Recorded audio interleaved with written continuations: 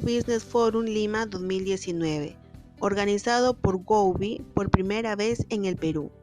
Evento que reunió a destacadas personalidades del mundo como el co-cofundador de Apple, Wozniak y Daniel Lamarre, presidente y CEO del Cirque du Soleil, entre otros. El evento se realizó los días 2 y 3 de octubre con la participación por día de más de 1000 empresarios. Los expositores revelaron las claves del éxito para no solo mantener el negocio, sino también para brillar y seguir creciendo. La creatividad, el liderazgo y la humanización fueron las materias en las que más se incidió durante las ponencias. Además, dieron a entender que las organizaciones tienen un desafío pendiente en la disminución de la jerarquización en las empresas, para facilitar la transformación digital y estimular el desarrollo de las habilidades blandas necesarias para el liderazgo en organizaciones que están pasando por esa transformación, porque la tecnología es un commodity. Muy pronto estaremos presentando las conferencias completas en nuestra sección de webinar y web conference. A continuación, un breve resumen de las exposiciones realizadas en el evento por nuestro portal TV. Poder darles la bienvenida a esta primera edición del World Business Forum en Lima, un sitio tan querido para todos nosotros. Poder introducir esta edición inaugural en el Perú es una ocasión muy especial para Wobi. Desde hace más de 20 años, en Wobi hemos organizado el World Business Forum en las principales capitales de negocios de todo el mundo, tales como Nueva York, Londres, Ciudad de México, Madrid. Pero creo sinceramente que no es una casualidad que este año Wobi esté organizando hoy su primer evento aquí en Lima, sino más bien consecuencia del fantástico desarrollo que el Perú ha experimentado en la última década y que la ha convertido en una de las economías más dinámicas del pujante mercado latinoamericano, aún a pesar de los recientes problemas políticos que, por otro lado, y lamentablemente sufrimos en todos los sitios sin ninguna excepción. ¿Cómo están? Qué orgullo, qué privilegio y qué honor estar en Perú, y más si es en una ocasión como esta, para compartir estos 2 días de inspiración y de aprendizaje. Bienvenidos a esta primera edición, como decía Alberto, del World Business Forum aquí en Lima. Las tecnologías avanzan rápido.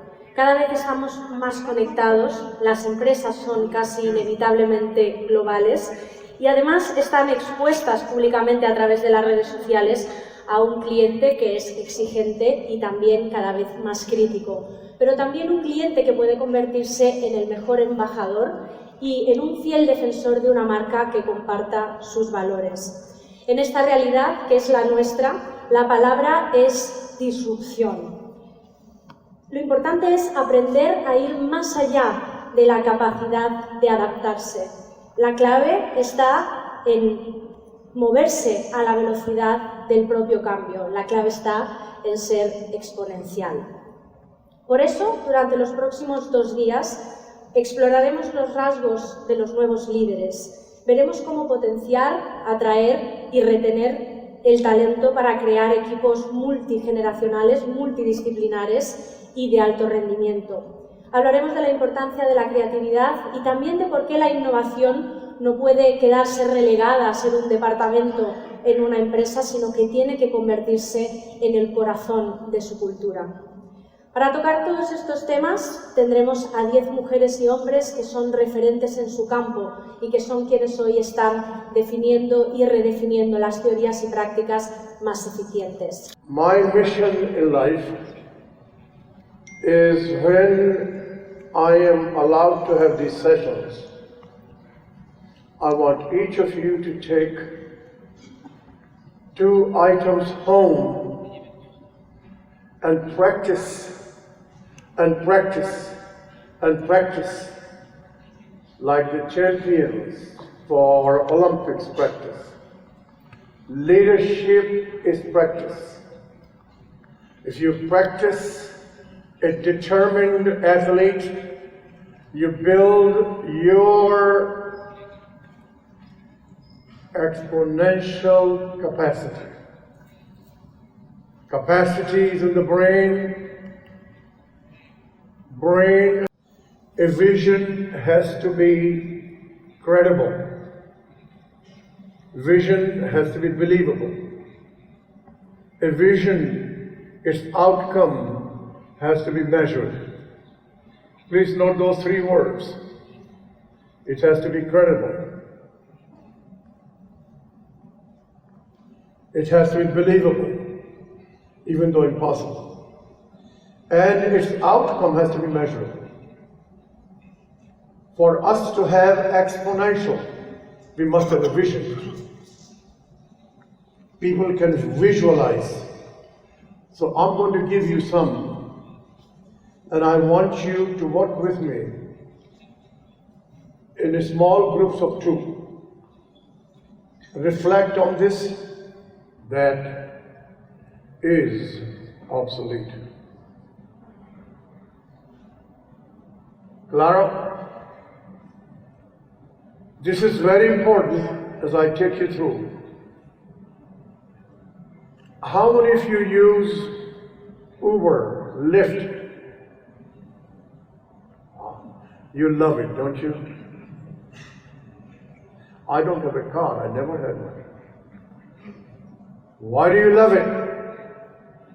Convenience, cheaper, available. If you are a car company, do you have some concerns?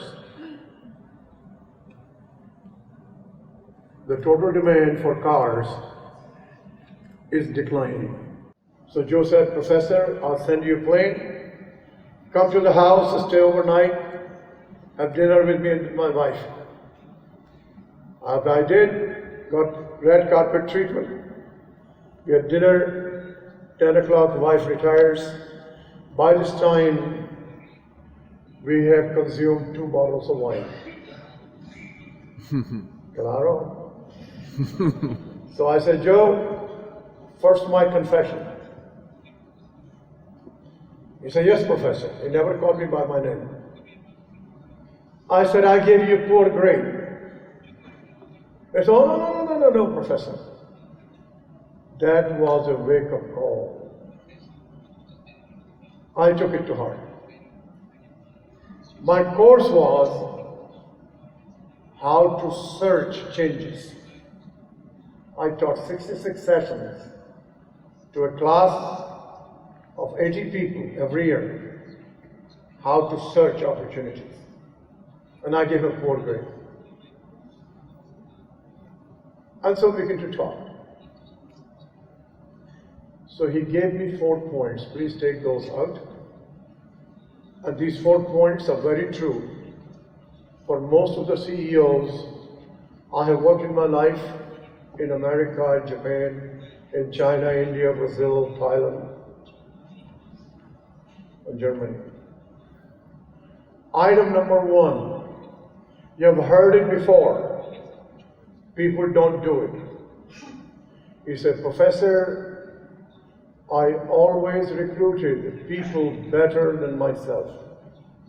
Please write that down. If you recruit people better than you, your capability increases. Their capability increases. If capability increases of both of you, this is exponential. That was Steve Jobs. Absolutely maniacal to get people better than him. He said, and I quote, I am not an inventor. I am an integrator. I get the best people, get the best ideas. I challenge them, they challenge me. And we create world's insane products. Claro. He would go in summer to Tiffany's, to Vatican, to see art, to get inspired for design, take his people with him, multiply, exponential. So I asked a question. I said, Joe, don't you feel insecure? If you're going to hire people better than you, don't you feel insecure? He said, Professor, I had that feeling in my first 2 years. He says, that's the part of leadership, that you get over insecurity, get your psychology changed. As the lady said at that table, the mindset change. Change your psychology. That I need to grow my capability. I find people better than I am grow their capability. Collectively we do exponential. Even if he takes my job, it's a great news. There are more jobs for both of us. If he gets a better job, I want to help. So you probably never heard of this company. This is in Singapore. This is one of the largest investment companies, largely financed by the government of Singapore. It's called Temasek, T-E-M-A-S-E-K. They are all over the world. So I met one of the two top guys together.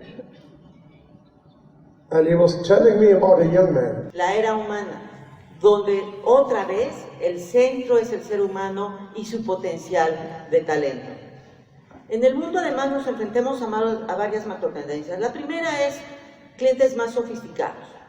Ustedes en el negocio que estén seguramente tienen más dificultad de que su cliente les dé una felicitación. ¿Por qué son más sofisticados? Porque tienen más información y tienen más de dónde comparar, simplemente porque existe Internet. Saben su precio, su competencia, los comentarios de otros consumidores. Ustedes si van a un restaurante ya checaron el menú, ven cuántas estrellas tiene un hotel, saben la reseña de la película, incluso antes de disfrutar de una experiencia. Son mucho más exigentes en muchos términos. Tenemos más de dónde elegir, todos.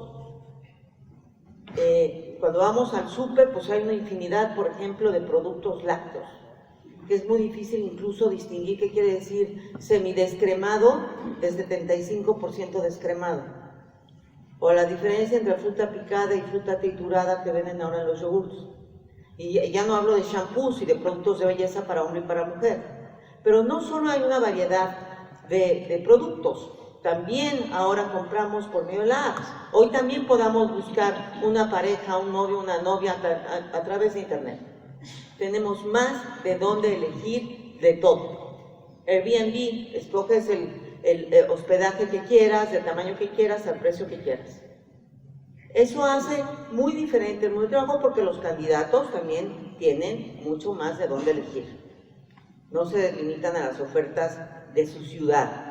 Y nosotros competimos no solo con las empresas de nuestro mismo sector, sino competimos por atraer al mejor talento. Revoluciones tecnológicas. Seguramente a lo largo de estos días van a hablar también del impacto de la tecnología. Pero hablando de ejemplos muy sencillos. Todos los que aquí estamos, incluso el más joven, empezó en la parte baja de esta flecha. Algunos de nosotros incluso usamos un teléfono fijo. ¿Quién usa un teléfono fijo en su vida? La mayoría. Y se acuerdan que se aprendían todos los teléfonos de memoria. Sí, se viene de mamá, la tía, el novio, la prima, el amigo, etc. Y si tenía ceros, el teléfono, potencias muy básicas, repetitivas, nada sofisticadas. En la punta son las personas con habilidades del siglo XXI, que son muy pocas. Y las habilidades del siglo XXI no tienen que ver con el tipo de puesto ni con el número de años escolares. Es competencias que se requieren en la era digital. El pentágono son la demanda que tienen las empresas de talento. Como pueden ver, abajo hay dos pequeños triángulos que nos sobreponen.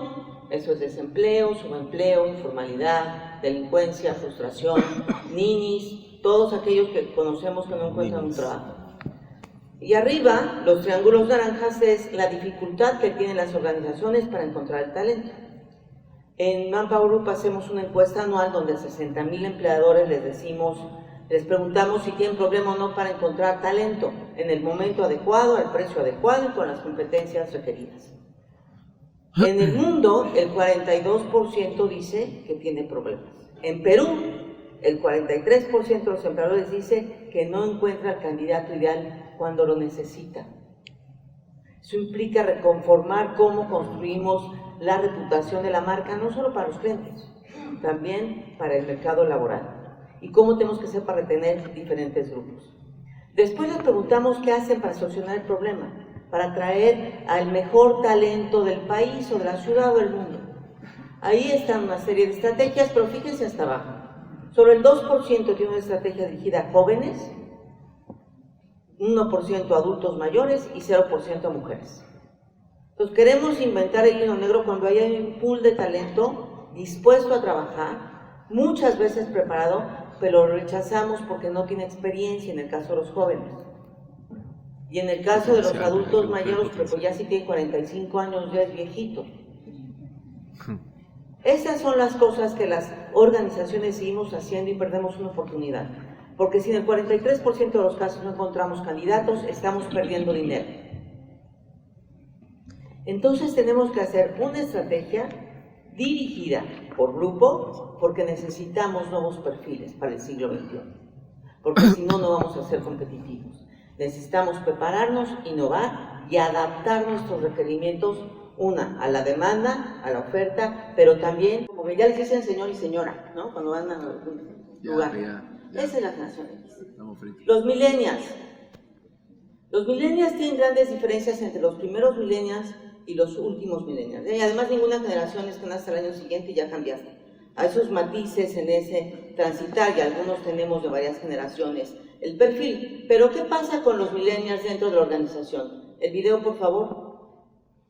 Amy, it says you are trained in technology. That's very good. Are you adept at Excel? No. PowerPoint? No. Publisher? Not really. Exactly in what area of technology are you proficient? Snapchat, Pinterest, Instagram, Vine, Twitter. You know, the big ones. I'm surprised you didn't say Facebook. That's for old people, like my parents. That's funny. Well, Amy, when you're working for me, you have to have those kind of research skills because I'll send you things for you to comb through and get the answers and send them to me. So for that, you've got to be really good at technology. For stuff like that, no problem.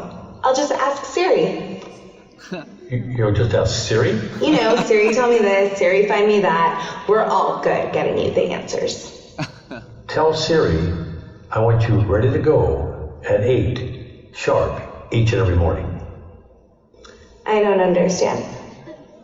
What don't you understand? What you just said. You don't understand be ready to go? No. You said 8, right? Yes. 8 like in the morning 8?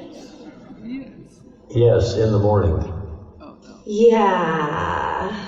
That kind of doesn't work for me. Who gets up at 8? I do. I Skype with my French boyfriend in Paris until like 3 in the morning. I don't even get to Starbucks until like 10, where I order my grande chai tea latte, 3 pump skim milk, light water, 2% foam, extra hot but not too hot. So if it's okay, I work best in the morning at 10:45. Wow. Amy, I don't think we're going to be a good fit. Pues qué terrible que no vayan a empatar, porque el señor se va a quedar sin talento dentro de la organización. Y si no hay talento, aunque tengas la mejor estrategia de negocios. También es un camino de 2 vías, ¿eh? Hay que acercarse a las generaciones más jóvenes a las políticas de la empresa y tratar de cambiarlas, no es tan así. Pero tenemos que hacer el esfuerzo por trabajar con los distintos. ¿Y qué pasa con la generación Z? Pues ya muchos de ellos, los más grandes de esta generación, son los becarios de nuestra empresa, ¿eh? ¿Quién tiene hijos de esta generación entre 95 y 2009? vivirán en carne propia. No se preocupen de qué van a estudiar estos niños. Preocúpense por desarrollarles competencias que les sirvan para el futuro, porque nadie sabe cómo va a ser el trabajo o una función o una posición en los siguientes 2 años. El gran peligro es que los seguimos formando y en las escuelas les enseñan a cómo fue el pasado algo y se hace obsoleto inmediatamente. En 2030, el 75% de la fuerza laboral va a ser millennial y va a trabajar toda su vida, porque no hay sistema de pensiones que aguante. Y además, 12% dice que trabajará hasta que se muera. Hay una encuesta en la página de Manpower Group, www.manpower.com.pe, y hay una sección donde están todas estas investigaciones y encuestas. Les preguntamos qué buscaban de un empleo. Por supuesto, salario, obvio, todos tenemos que comer. Pero fíjense en la cuarta preferencia. El 80% dijo que de un empleo buscaba trabajar con personas extraordinarias. Lo que yo les pregunto, desde la función que estén, sean contadores, recursos humanos, CEOs, directores de planta o lo que quieran, ¿quién está trabajando en una estrategia de ser una persona extraordinaria y de formar equipos extraordinarios? El 1%, ¿te parece? Más o menos. O menos. Eso es donde tenemos que poner el foco. Y otra vez, no es un tema de recursos humanos, es un tema de liderazgo. Luego les preguntamos a los millennials qué era lo que necesitaban hacer en su tiempo libre, porque decían que querían 4 semanas de vacaciones seguidas. ¿Quién en su empresa tiene una política que permite tomar 4 semanas de vacaciones seguidas? 2 acá, 3, 20 en la sala, ¿les parece? Les preguntamos qué hacen en esas fechas, ¿no? En esas 4 semanas de vacaciones seguidas, porque hay muchas que todavía tienen la política restrictiva que empiezan con 10 y van aumentando 2 días cada 15 años, algo así, ¿no? Pues es el tiempo que ellos usan para vivir su vida, organizar una boda, subir al Himalaya, cosechar alcachofas, hacer una labor social, pero requieren ese tiempo, porque si no se los das, se van a ir también. Después les preguntamos a este grupo, los más jóvenes de las empresas, ¿qué haría que te quedaras en un trabajo? Por supuesto, un bono, un nuevo reto o promoción, pero fíjense las siguientes 3. Balance de vida personal y laboral, no necesariamente mujeres. Ese invento de que la vida personal y laboral se tiene que equilibrar sobre las mujeres es un mito, es para todos. Tener materia prima, la transformo, la empaco, la distribuyo y la vendo.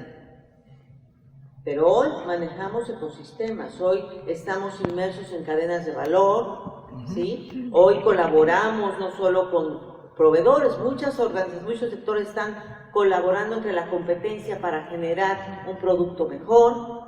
Redes sociales nos impactan, estamos inmersos en los cambios del mundo.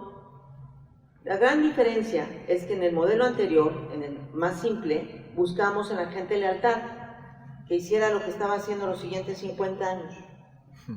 Buscamos predecir su rendimiento, ¿no? Que supiera hacer muy bien para aquello que fue contratado. Pero en el modelo de negocios que hoy vemos, buscamos estas habilidades. Pensamiento innovador, agilidad, que se adapte al cambio y potencial para aprender. Y subrayo, creo que ya lo mencionaron en la conversación anterior, en la conferencia anterior, potencial para aprender. ¿Cómo movemos a nuestra organización de acá a acá? Porque no vamos a correr a todo el mundo y contratar nuevas habilidades. Tenemos que ayudar a la organización a que pasen unas competencias a otras. Y quiero hacer una reflexión. Cuando hablo de organización, todo el mundo piensa en los demás. Hagan un análisis individual de cómo están en estas competencias ustedes. Porque el primero que tiene que cambiar es el líder del equipo. Y además vienen otros perfiles que están ya jugando con drones. Hace 5 años, todavía yo mencionaba que uno de los puestos más difíciles de cubrir, porque no había formación, era el piloto de drones. Hoy los niños juegan con drones. Hay que automatizar para redefinir, no para reemplazar. Y lo que tenemos que descargar, por eso se llama Human Edge, estas habilidades que nos hacen diferente a los robots y al software. Y es lo que tenemos que potenciar para poder hacer uso de la tecnología para tener mejores servicios, mejores productos y un mundo mejor. Porque hoy no solo vamos a trabajar por hacer dinero, porque hoy trabajamos y además pensamos en solucionar los grandes problemas del mundo. Cambio climático, algoritmos incontrolables, ciberataques,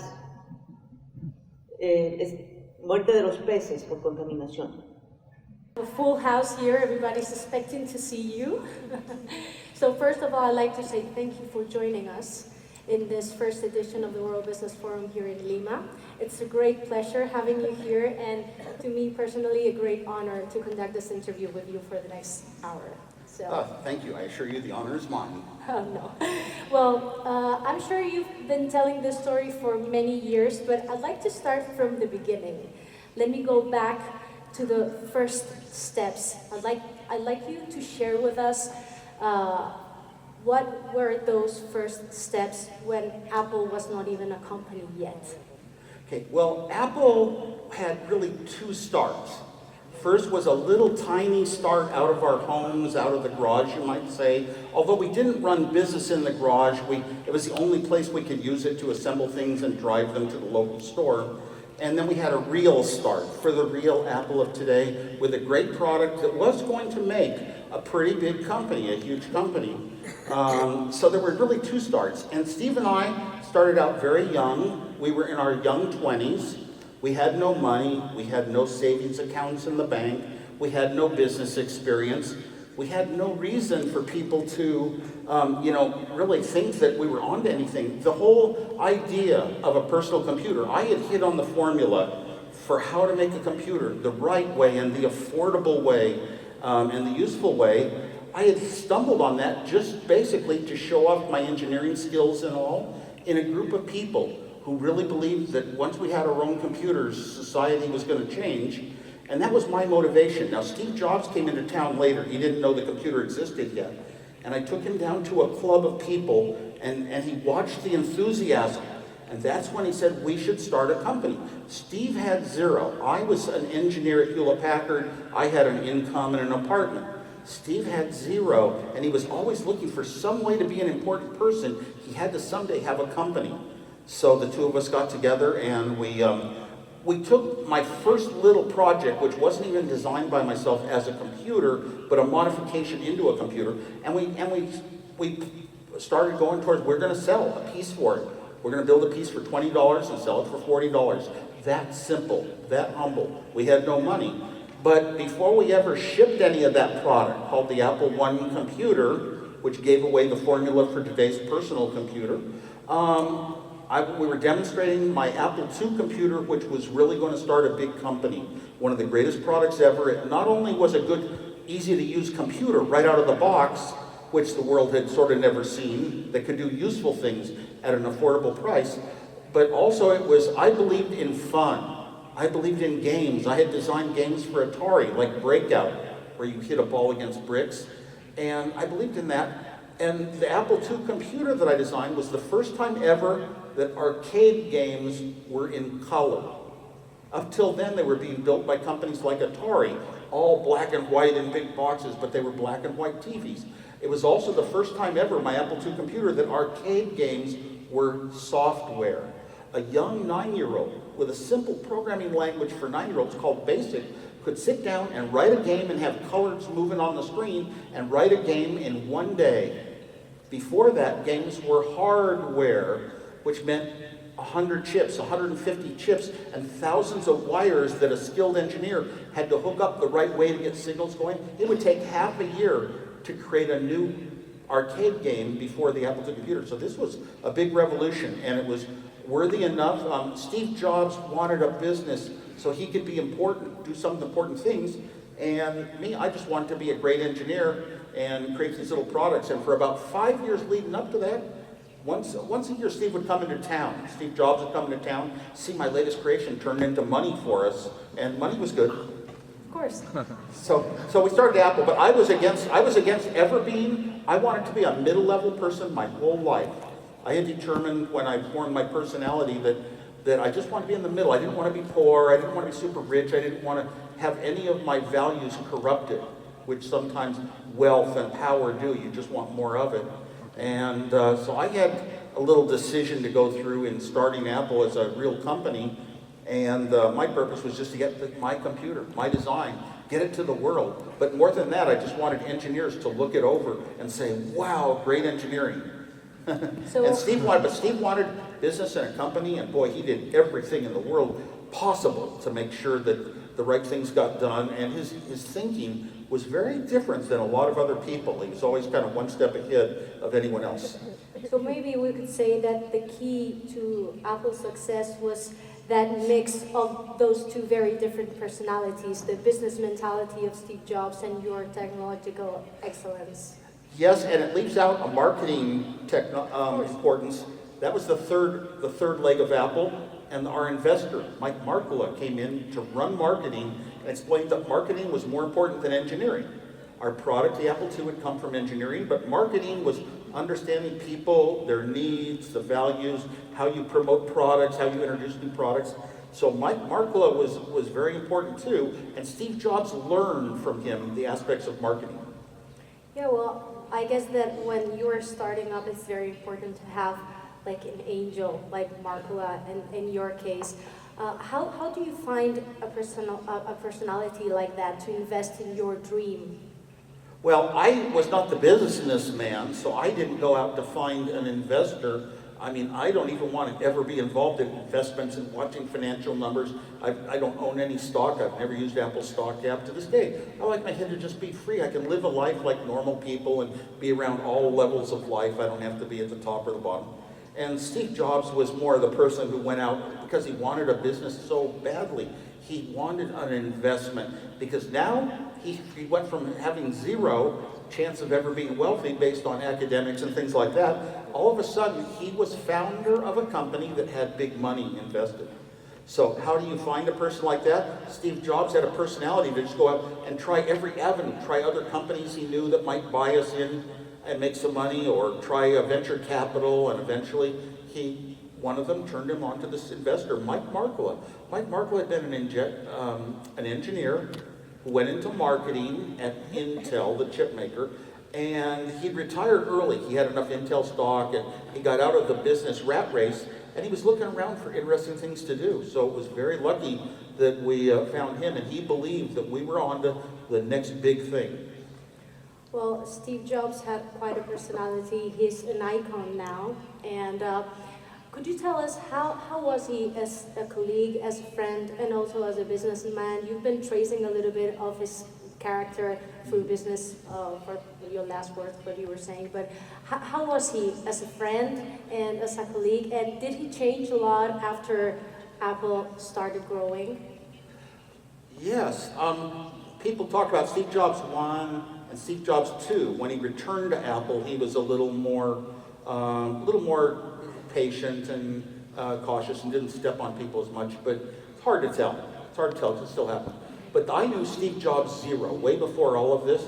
And the first day I met him, I showed him all my Bob Dylan albums and all the liner notes and the strange words of songs. And we would discuss things like the counterculture days and the movements and the philosophies. And he was very kind of liberally minded, like a lot of young people those days.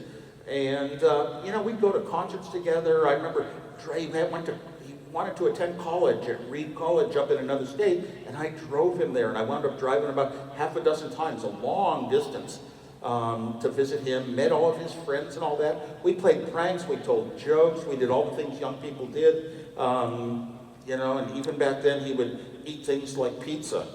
And just the way he would talk, he was always excited about life, trying to find something, trying to find the clues and the answers. He just didn't have the skills from academics or business yet. So it was very lucky.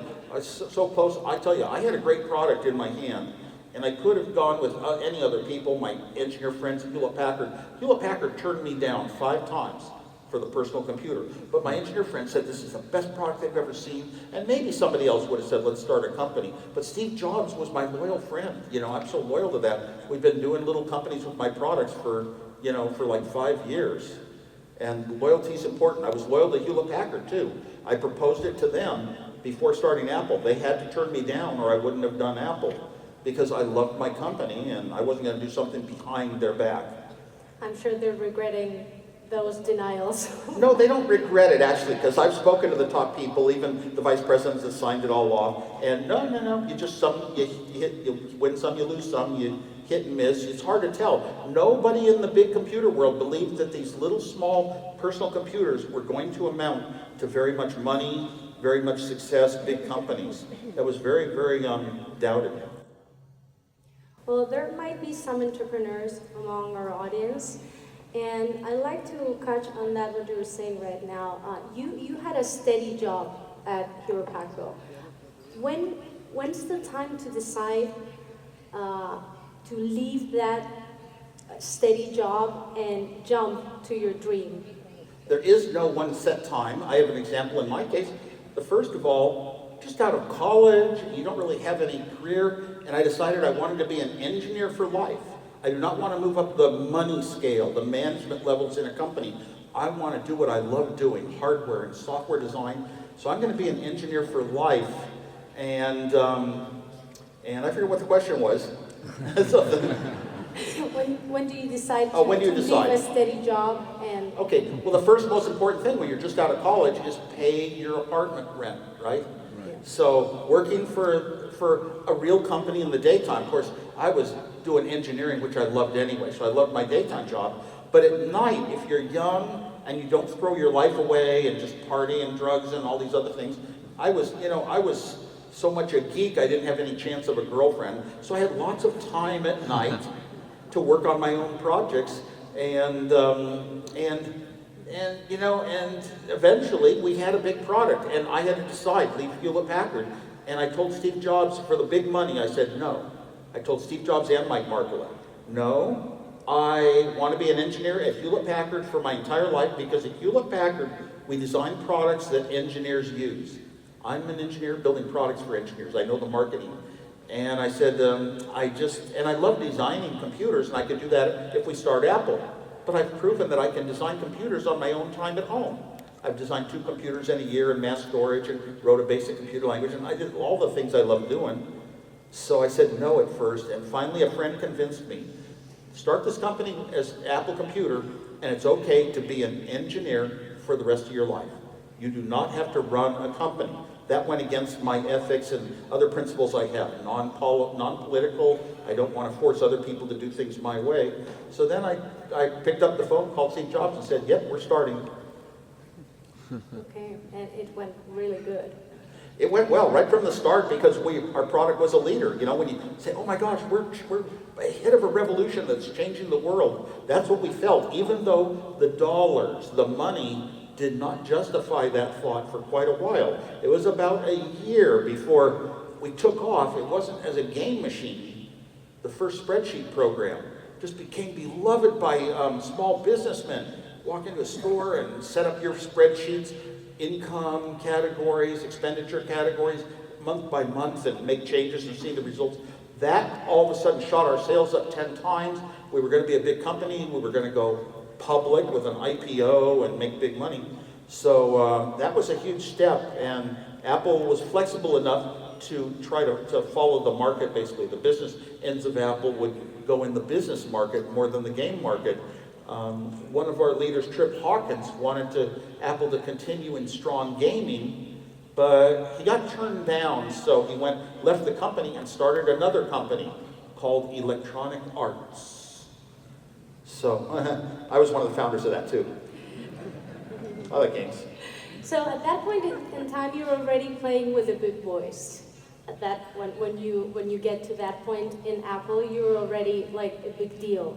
What was the best and the worst part of defying the big ones? Like at that time, IBM, for example. What was the best part of that, of challenging them? Okay, let's say we started kind of kicking the ideas around 75, incorporated by 77. By 1980, that shorter time, 77, 1980, we were just huge, the largest number of computers being built per year and sold in the world and all that stuff.